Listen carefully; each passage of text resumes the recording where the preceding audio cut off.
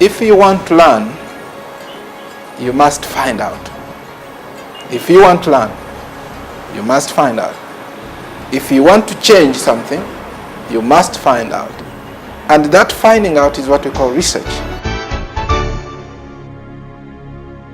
Business can mean totally different things to different people.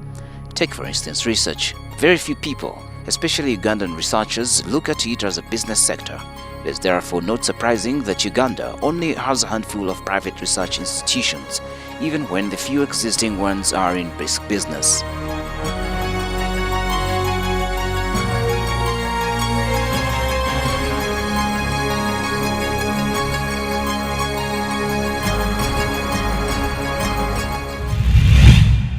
Dr. Wakida, the proprietor of Research World International, however, managed to see this opportunity and is today walking this path, joining an industry currently dominated by multinational players. So who is he and how did he get his feet into the research world? I finished my PhD in 2006 in the United Kingdom. And as a student, I had been adopted by the Center for Primary Health Care, which is basically a research center. So I could do research with them on a daily basis. That's how I survived while I was in Europe. That was my earning. According to Akida, the world of research is almost synonymous with academics and practicals, making many of our academicians, mostly known for being theoretical, stand a better chance in this line of trade. I got a job with NTVU World Research, still in London, where I worked for close to 2 years.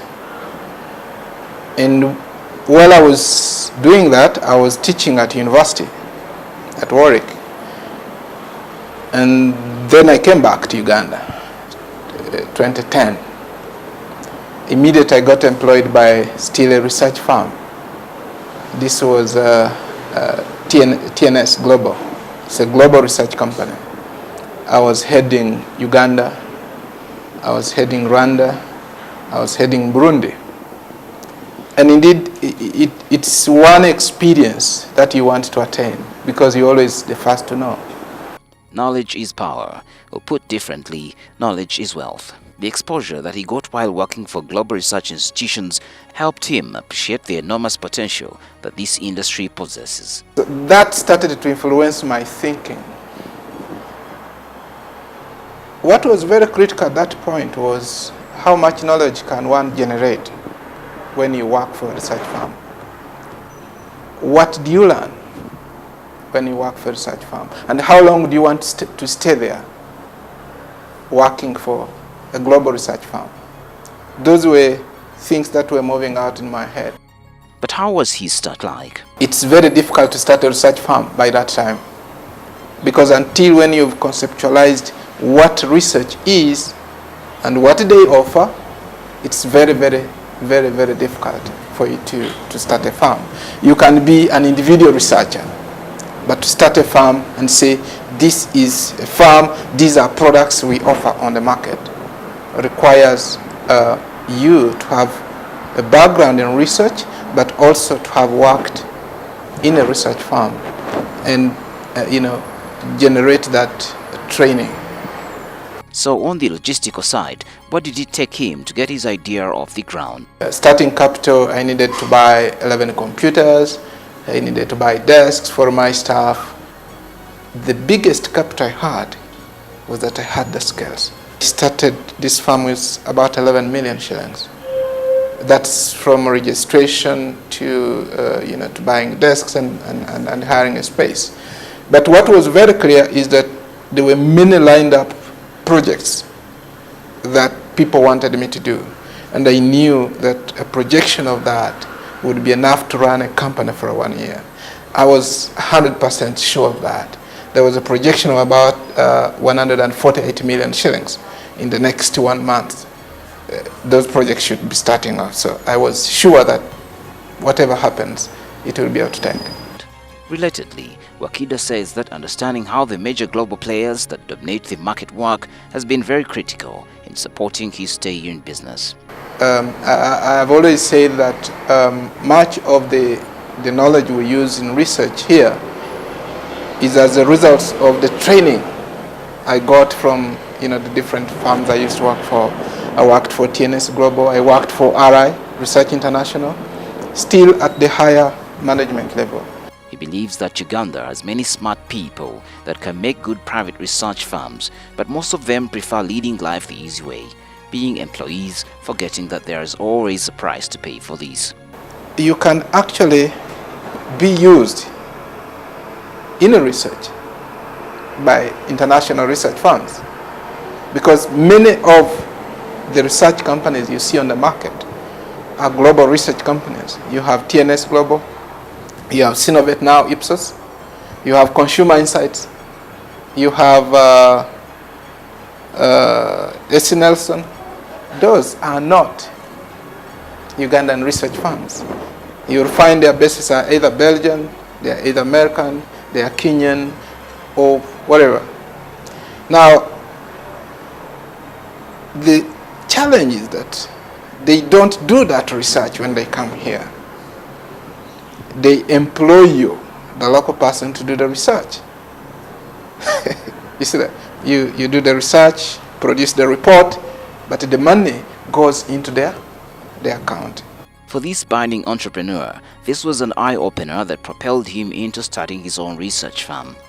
So it started to inform me that I could start something like that. Global firms limit the number of people they employ in the firm. They want to have as few as possible. They don't want to spend on infrastructure, like say building an office. They don't. They don't want to have many permanent staff. They would prefer to come here and say, oh, you guys, we are giving you to do for us field work, can you recruit students to do research for us? So you recruit students, you train them, and you can do field work for them. They have had employment for, say, for 10 days. And that is what informed me. And I said, okay, I have done this for the last many years for these firms. I have learned how they do it.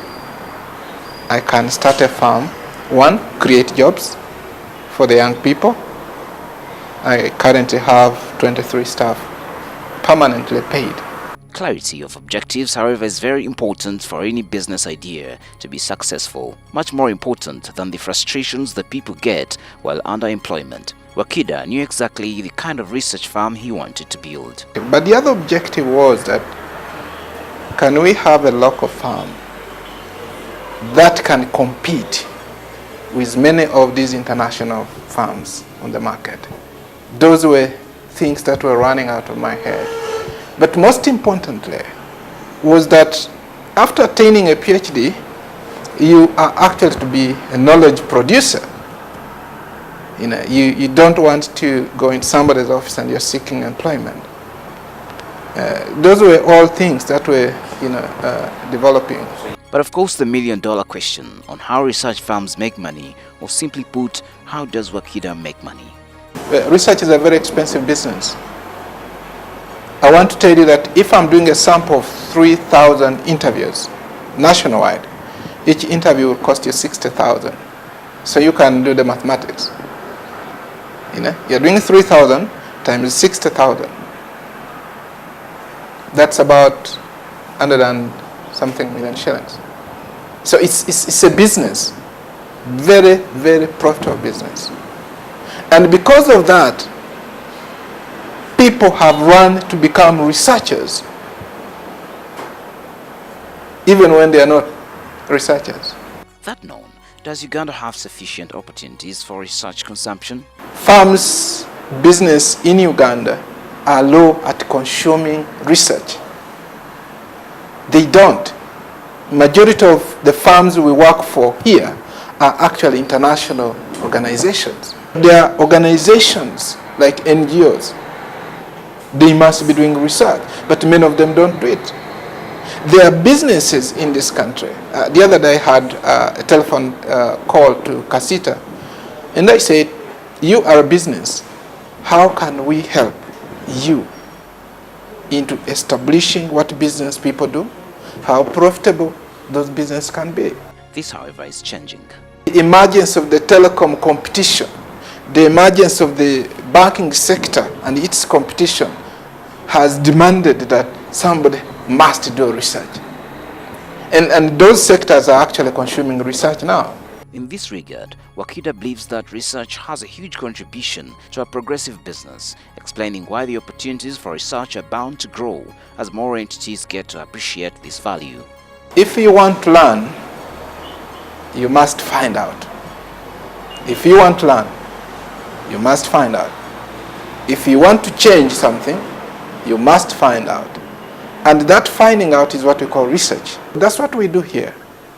We are able to tell you that you are entering in trading this business, but there are other traders in that business, and their products are there.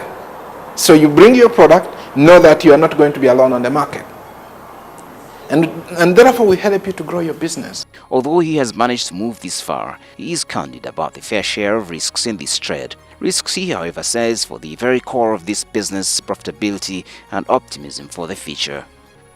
Most people told me it was a big risk for me to have left my previous employer.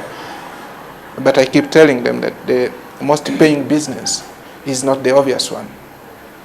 It's the risky business.